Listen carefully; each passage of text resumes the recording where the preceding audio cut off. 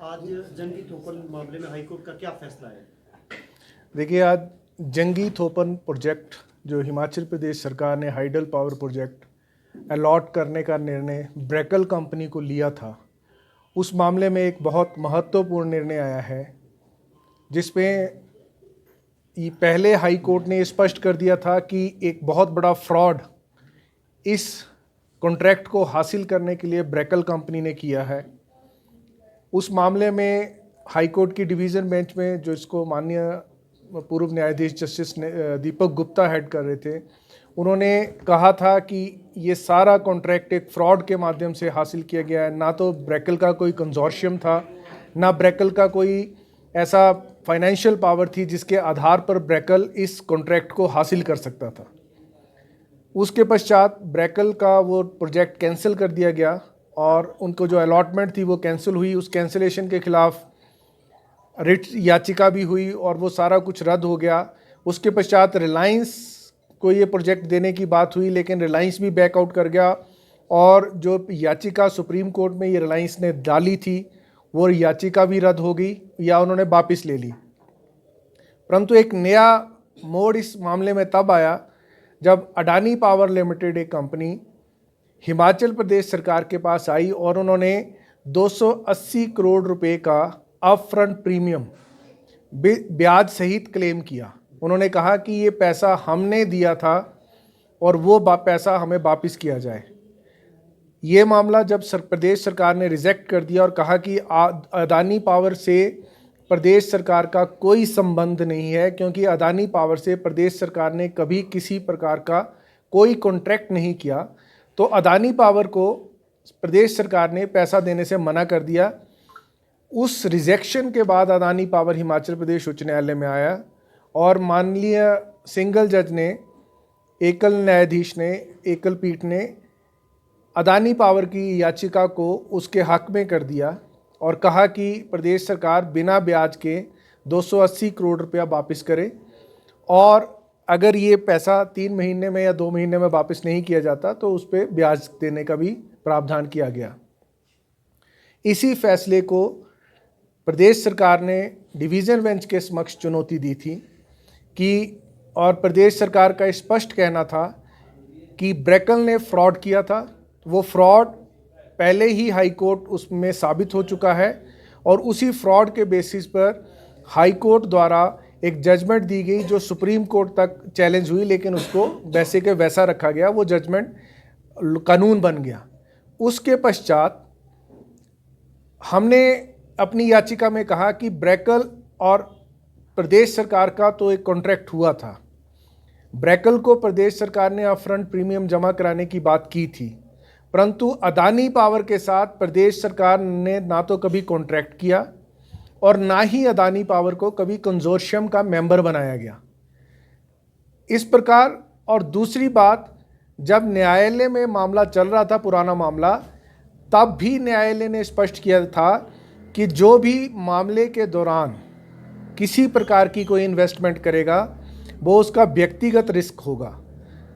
प्रदेश सरकार या कोई अन्य उस मामले में दोषी नहीं होगा या उसके लिए जिम्मेवारी उसकी नहीं होगी। इस प्रकार उन सब मामलों के होने के पश्चात प्रदेश सरकार ने माननीय डिवीज़न बेंच के समक्ष ये प्ली रखी कि एक फ्रॉड पहले साबित हो चुका है और उस फ्रॉड के अंतर्गत अडानी पावर भी उसमें एक पूर्णतया हिस्सेदार है, क्योंकि उन्होंने ये जानते हुए कि न्यायालय में मामला चल रहा है, मामले में ये तथ्य सामने आ रहे हैं कि ब्रेकल के पास इतना ना धन था, ना उनका कंजोर्शियम बना था, और जो भी उन्होंने पार्टनर्स के डॉक्यूमेंट्स लिए थे वो फर्जी थे। वो सारे तथ्य न्यायालय के सामने थे। इसको देखते हुए भी अगर अडानी पावर ने कोई इन्वेस्टमेंट बैकडोर से किया है तो उस इन्वेस्टमेंट को प्रदेश सरकार की कोई जिम्मेवारी नहीं बनती है। प्रदेश सरकार का एग्रीमेंट ब्रेकल और गवर्नमेंट के बीच में था, और क्योंकि ब्रेकल ने मिसरिप्रेजेंट किया, फ्रॉड किया, तो कॉन्ट्रैक्ट की टर्म्स के अनुसार जो भी कंपनी फ्रॉड या मिसरिप्रेजेंट करेगी वो किसी अपफ्रंट प्रीमियम वापस लेने की हकदार नहीं होगी।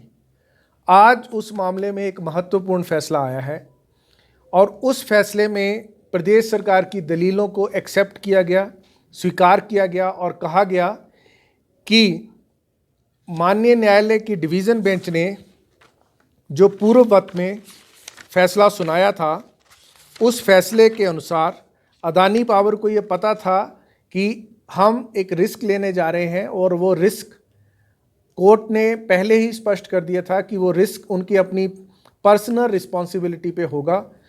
उस आधार पर अदानी पावर को पता था कि वो एक लिटिगेशन में चल रहे मामले में इन्वेस्टमेंट कर रहा है और वो बैकडोर इन्वेस्टमेंट कर रहा है। न्यायालय ने स्पष्ट कर दिया है पेज 8 पर, जो फैसले के पेज 8 पर जो कहा गया है विभिन्न ग्राउंड्स में, उसमें स्पष्ट किया गया है कि अदानी पावर को ये सब पता था। वो पता होते हुए भी उन्होंने उस फ्रॉड में इन्वेस्टमेंट किया और अंततः न्यायालय ने कहा कि अगर अदानी पावर की मंशा सही होती, अगर वो बोनाफाइड इन्वेस्टर होता, तो उन सबको इन बातों का ध्यान रखना था दैट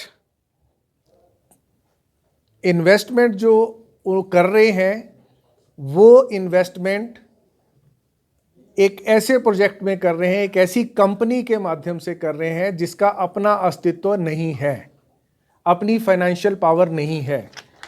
ये बातें सारी पेज 27 ऑफ जजमेंट में कही गई। देखिए ये एक सिविल मामला था, तो जो क्योंकि विजिलेंस की इंक्वायरी एक अपने आप में एक अलग इंक्वायरी है, लेकिन ये एक सिविल मामला था।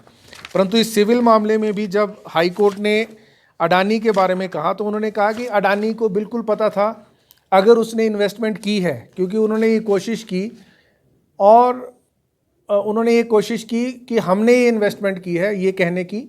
दूसरा, उन्होंने एक ब्रैकल के किसी अधिकारी से एक लेटर लगाया, प्रदेश सरकार को भी लेटर दिया और न्यायालय में भी रखा कि ब्रैकल ये चाहती है कि ये पैसा अदानी को दिया जाए, जबकि वो लेटर ही फर्जी पाया गया।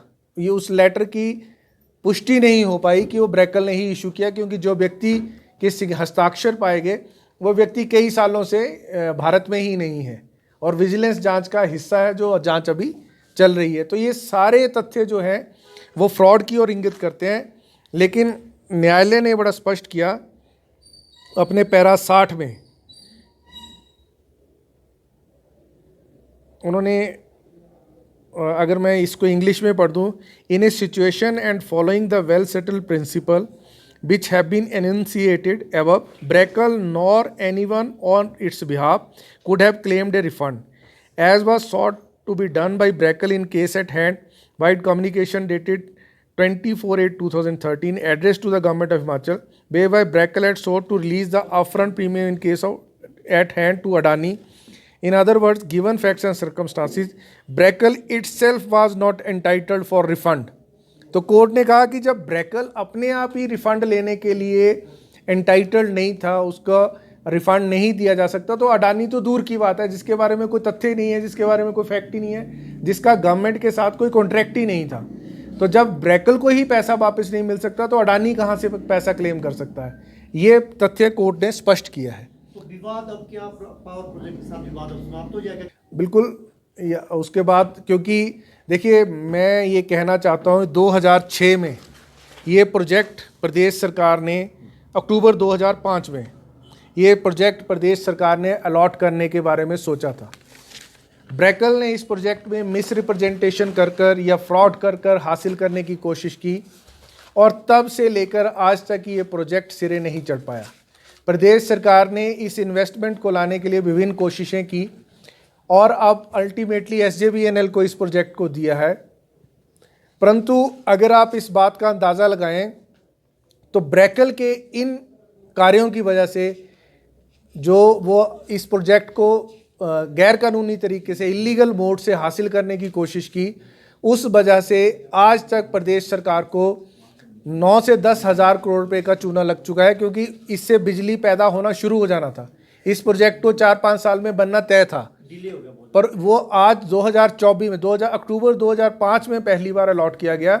वी आर इन जुलाई 2024 और आज तक ये प्रोजेक्ट नहीं बन पाया। तो इस सब का कारण जो बेसिक फ्रॉड इस प्रोजेक्ट में हुआ, वहीं से ये नींव रखी गई और उस वजह से प्रदेश सरकार आज तक इसके घाटे में चल रही है। और हमने ये आर्गुमेंट भी न्यायालय में दिया था कि ये तो क्लेम कर रहे हैं कि हमारा 280 करोड़ का चला गया, लेकिन ये उस बात को बताएं कि इनकी वजह से जब प्रोजेक्ट नहीं बना और जो प्रदेश सरकार का 10,000 करोड़ का अर्जाना हुआ है, नुकसान हुआ है, उसकी भरपाई कौन करेगा? वो आम आदमी का पैसा है, वो आम जनता का पैसा है जो हिमाचल प्रदेश की भलाई में लगना था। तो वो सारे तथ्य भी न्यायालय के समक्ष रखे गए थे, परंतु वो तथ्य एक लीगल सबमिशंस नहीं थी, लेकिन वो एक ऐसी सबमिशन थी जिसको आधार बनाकर आम जनहित को माध्यम से इस न्यायालय को ये परसुएड करने की कोशिश की गई थी कि ये प्रदेश सरकार आम जनमानस का नुकसान अडानी या ब्रैकल ने किया है। अनूप जी, एक तो ये जो प्रोजेक्ट था कब अलॉट हुआ था, दूसरा कितनी कैपेसिटी का था? देखिए 2005 अक्टूबर 2005 में कुछ 480 मेगावाट का एक था और अराउंड 900 मेगावाट का ये टोटल प्रोजेक्ट था, परंतु यहाँ पर एक प्रोजेक्ट जो जंगी थोपन अलॉट किया गया वो 480 मेगावाट का प्रोजेक्ट अलॉट किया गया था अक्टूबर 2005 में। These are Jangi Thopan and Thopan Powari 480 megawatt each, तो ये बन गए 960 मेगावाट। तो 960 मेगावाट के प्रोजेक्ट थे टोटल। धन्यवाद। अडानी पावर ने कहा था कि कॉन्ट्रैक्ट एक्ट के, इंडियन कॉन्ट्रैक्ट एक्ट के तहत सेक्शन 65 और 70 में वो हकदार हैं, क्योंकि उन्होंने ये कहकर इन्वेस्ट किया था कि हम अडानी पावर ब्रैकल में इन्वेस्ट कर रही है। न्यायालय ने आज उस दलील को भी रिजेक्ट कर दिया कि 65 और 70 सेक्शन के तहत उनका कोई हक नहीं बनता है, क्योंकि प्रदेश सरकार ने उन्हें कभी भी कंजोर्शियम का मेंबर बनने के लिए अलाउ नहीं किया गया था, इसकी परमिशन नहीं दी गई थी। जब उनको पता था कि उन्हें परमिशन नहीं दी गई है तो वो 65 और 70 के सेक्शन के तहत कॉन्ट्रैक्ट एक्ट के तहत वो इस बात का फ़ायदा नहीं ले सकते और 280 करोड़ रुपया जिसको वो मांग रहे हैं उसको उन्हें वापस नहीं किया जा सकता। न्यायालय ने कहा कि ये एट द बेस्ट अगर कोई इस अपफ्रंट प्रीमियम की मांग करता तो वो ब्रैकल कंपनी थी, परंतु उसकी मांग भी बंद हो चुकी है, क्योंकि न्यायालय ने ये पहले ही कह दिया है कि ब्रैकल कंपनी ने मिस रिप्रेजेंट करके कॉन्ट्रैक्ट हासिल किया है तथा कॉन्ट्रैक्ट की टर्म्स एंड कंडीशन के अनुसार ब्रैकल भी इस अपफ्रंट प्रीमियम को वापस लेने का हकदार नहीं है। तो ये एक प्रदेश के लिए बहुत महत्वपूर्ण फैसला है और इस फैसले के अंतर्गत हाइडल पावर प्रोजेक्ट में जो मिस रिप्रेजेंटेशन से कॉन्ट्रैक्ट हासिल किए जा रहे थे या किए जा रहे हैं या किए जाएंगे, उन सब पर एक प्रतिबंध लग जाएगा, क्योंकि एक कड़ा फैसला न्यायालय की तरफ से आया है। यही जानकारी मैं आपको देना चाहता हूँ। देखिए, ब्रैकल कंपनी ने जो मिस रिप्रेजेंट किया था, एक तो जो कंजोर्शियम के मेंबर उन्होंने बनाए थे, वो कंजोर्शियम के मेंबर के जो दस्तावेज सरकार को दिए थे वही फर्जी थे। वो उस न्यायालय में ने उस वक्त पाया था कि जितने भी दस्तावेज हैंडओवर किए गए थे वो फर्जी थे, और जब इसकी जांच विजिलेंस द्वारा की गई तब भी प्रथम दृष्टया यह पाया गया कि ऐसे उन मेंबर्स ने, उन कंपनीज ने, जो फॉरेन कंपनीज ने कभी हाँ ही नहीं की थी। तो सबसे बड़ा मिस रिप्रेजेंटेशन तो ये थी। कॉन्ट्रैक्ट में जो गवर्नमेंट ने कॉन्ट्रैक्ट किया था उसमें एक फाइनेंशियल पोजीशन का कॉन्ट्रैक्ट था कि एक फाइनेंशियल पोजीशन कंपनी की होनी चाहिए, लेकिन ब्रैकल के पास एक डॉलर की कंपनी बनी थी और उनके पास कोई अपनी फाइनेंशियल पोजीशन थी नहीं, जिसके बेसिस पे वो अपनी फाइनेंशियल पोजीशन स्टेट के समक्ष शो कर रहे थे, वो बेसिस ही फ्रॉड पाया गया। तो इस कारण उस वक्त उनके ऊपर जुर्माना भी लगाया गया था और उस वक्त ये कहा गया था कि ये इन्वेस्टमेंट जो भी कंपनियां इसमें कर रही हैं, इस प्रोजेक्ट में बैकडोर कंपनियां कर रही हैं, वो सारी अपने रिस्क पर कर रही हैं। चाहे अडानी बैकडोर था, अडानी ने ही सबसे ज़्यादा बैकडोर इन्वेस्टमेंट अगर की हो, हमें नहीं पता वो की थी कि नहीं थी, पर वो अडानी का कहना था।